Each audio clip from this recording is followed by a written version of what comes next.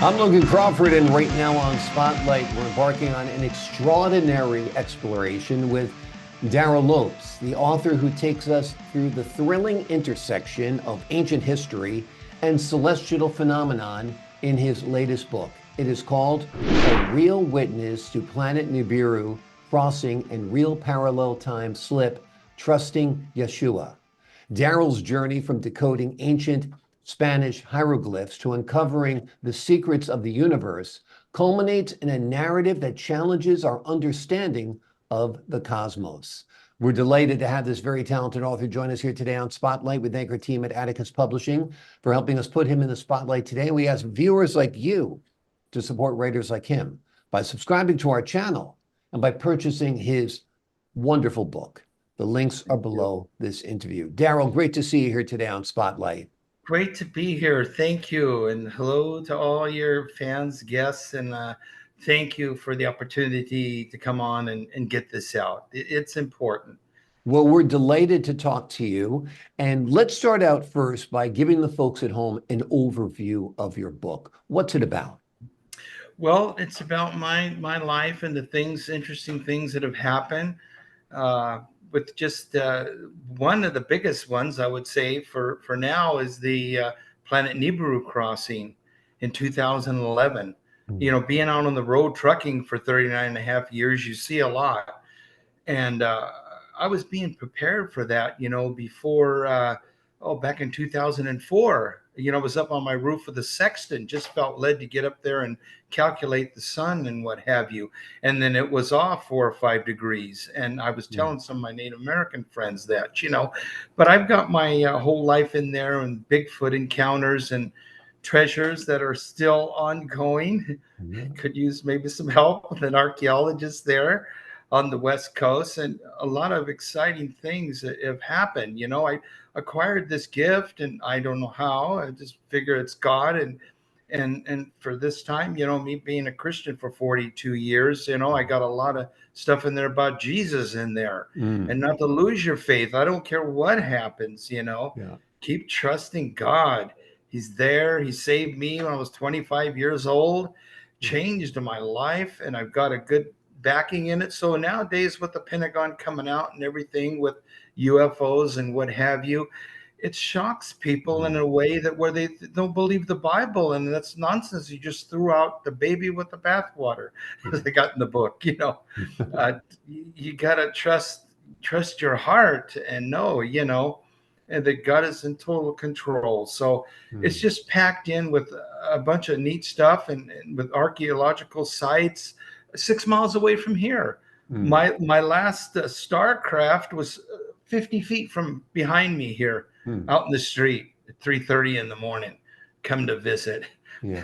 But the best one was 2000 with a beautiful starcraft, and the book is just packed with stuff that's going to be, unbelievable. But it's all true. There's absolutely no made up stuff. This is not a book of fiction. It's the real thing, and well, from my it heart. seems like even our government now is becoming a little more forthright about Yeah, the yeah, phenomenon we don't understand. They're telling us a little bit yeah, that they have had encounters, right? absolutely, Yeah. absolutely, 100%. They know it, and for reasons, a lot of good reasons, they do hold stuff back for Hmm. reasons that are. We're talking about technology here that's just off the records, off the charts. Mm. Create things, create mountains, walls. Machu Picchu. We'll get into Hmm. that later. I'm going to blow some minds today about that one. Yeah. But yeah, so it is an interesting time to be alive, and you're going to start to It see is. more of that. So that was another big reason why I thought I'm going to take all this stuff. I'm tired of hearing about aliens created us. You just threw your power right out the window. There is a creator. The Anunnaki even shared in their ancient texts that there is a higher source God. Yeah. Jesus did walk this earth. The bottom line, the Yeah. Cherokee even talk about him. So, Yeah. yeah, it's an interesting time. Tell us about how you see the crossing of planet Nibiru as a bridge between worlds. Well, it comes around every 3,000. I got it at about 178 years, according to my dowsing charts.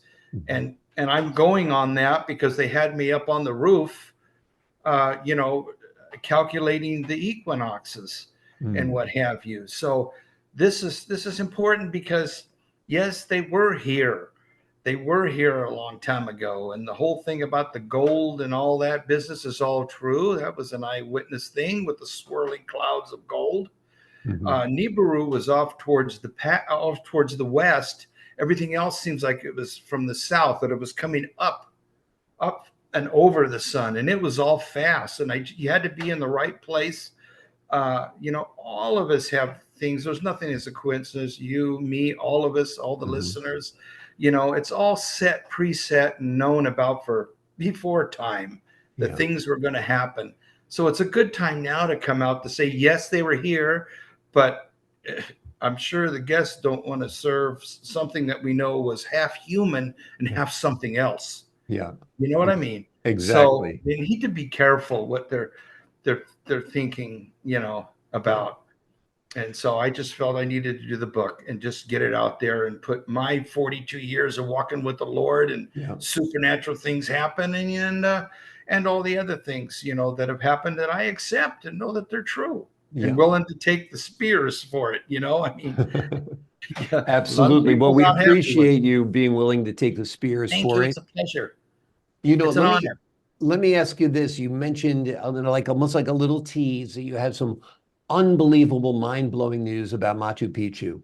Absolutely. The folks at home would love to hear what you have to Yeah. say. Tell us about it. And it's never been out before. I've never heard anything about it. No one has come close with that. And what it is Machu Picchu. Up there at the top, you have the altar that's called Itituana, Hmm. Inti Huana. It's kind of hard, or Hitching Post of the Sun.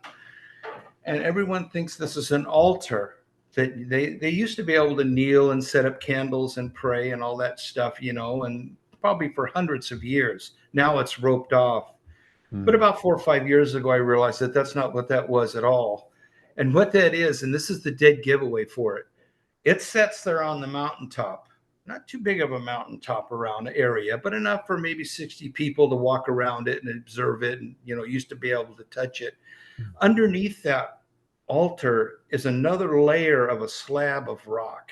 Hmm. And it's just a little bit bigger, maybe about a foot thick, foot and a half thick. And around the edges of it are all cut like the way the mountain is. It looks like a chunk of the mountain that it's Mm. setting on.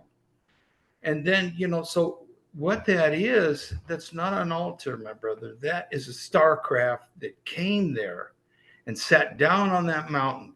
So what they're showing you is the altar is the craft, what it looked like.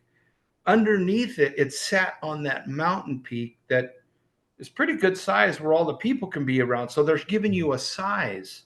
That's what that is. That slab under there represents the mountain that Mm. people are walking around now, you know, checking out the altar and stuff. Mm. But that's what that is. So they're showing you that it's Amazing. the craft. You can go on Google and look at all the pictures around there. Remember what we talked about today. Yeah. You'll see, oh my God, it's one of those triangular shaped crafts. And it's telling you it's set down on the mountain top. Gives me the chills just thinking about it because I've been holding on to this Amazing. thing for 4 or 5 years. And they're giving you the diagram. Yeah. This is how big that thing was. Now imagine when they left off, they cut it down around more, made their craft, they cut that stuff easy. Linda Moulton now has done a lot of good research too, like down in Antarctica, down below. She'll tell you about resurrection technology. These stones were put into place, like turned into like a computer laser type. Maybe all you saw is a form of like a blue, cobalt blue light, or even Mhm. maybe a pink light transferred through.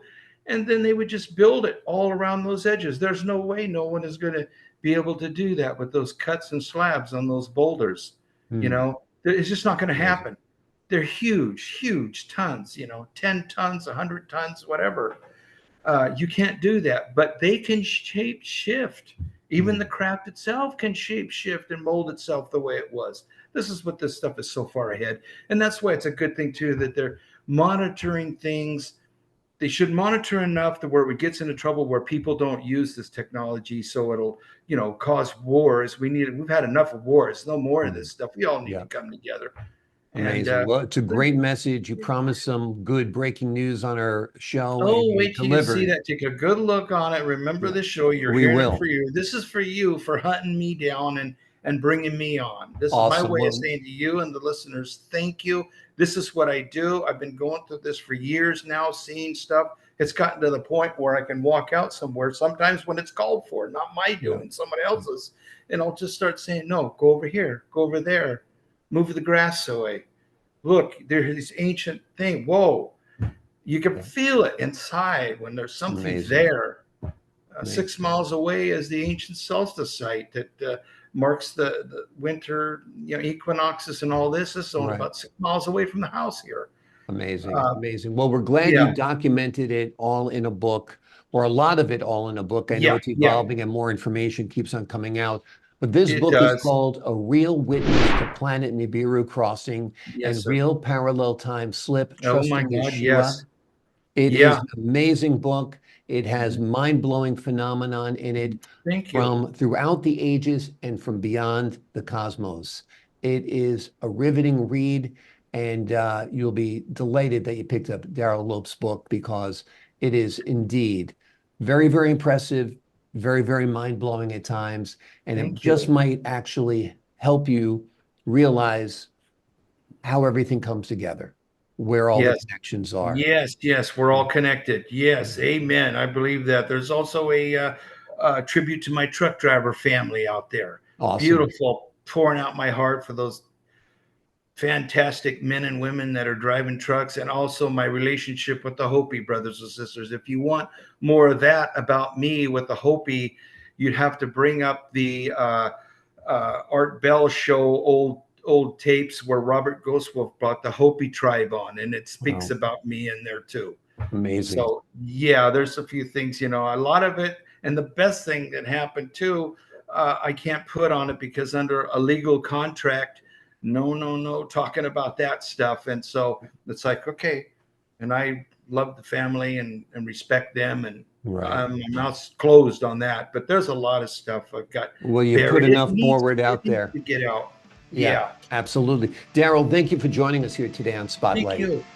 Thank you. A true God bless. pleasure. Love talking with you. To the folks at home, I'm Logan Crawford, thanking you for your time this time.